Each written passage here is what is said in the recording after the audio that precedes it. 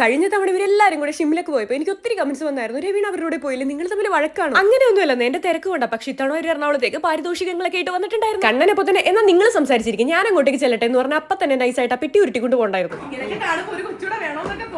അത് ചുമ്മാ ആ ഒരു സമയത്ത് തോന്നൽ മാത്രമൊന്നും നമുക്കറിഞ്ഞൂടി. ഇത്തവണ എല്ലാരും കൂടി കൂടിയത് നമ്മുടെ ശരണ്യയുടെ മാരേജ് ആഫ്റ്റർ പാർട്ടിക്കായിരുന്നു. സംഭവം എന്തായാലും കളറായിരുന്നു, നല്ല വൈബായിരുന്നു. ഒത്തിരി യൂട്യൂബേഴ്സ് ഉണ്ടായിരുന്നു. കൂടുതൽ എനിക്ക് ഏറ്റവും സന്തോഷമായത് എപ്പോഴും മാറി നിൽക്കുന്ന നെറി നമ്മുടെ കൂടെ തുള്ളാൻ കൂടി എന്നുള്ളത്. അത് മാത്രമായിരുന്നില്ല നമ്മുടെ ഉദ്ദേശം. ഇതെല്ലാം കഴിഞ്ഞ് അന്നത്തെ രാത്രി തന്നെ നമുക്ക് കോഴിക്കോട് യാത്ര ഉണ്ടായിരുന്നു. കവറിലെല്ലാം പൊതിഞ്ഞ റെയിൽവേ പുതപ്പ് വരുന്നത് ഞാൻ ആദ്യമായിട്ടാണ് കാണുന്നത്. യക്ഷികൾ രാത്രി പനയിലേക്ക് ചേക്കേറുന്ന പോലെ ബർത്ത് കണ്ടപ്പോഴേക്കും ഞാൻ അങ്ങ് ചേക്കേറി. വെളുപ്പിന് 3:00 നമ്മൾ അവിടെ രേഷ്മയുടെ ബർത്ത്ഡേക്ക് പറയാതെ ചെന്ന് സർപ്രൈസ് കൊടുക്കാന്നുള്ളതായിരുന്നു നമ്മുടെ ലക്ഷ്യം.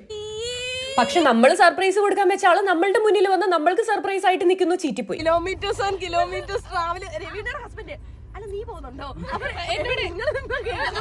അല്ല, രവീണയും പോകുന്നുണ്ടോ?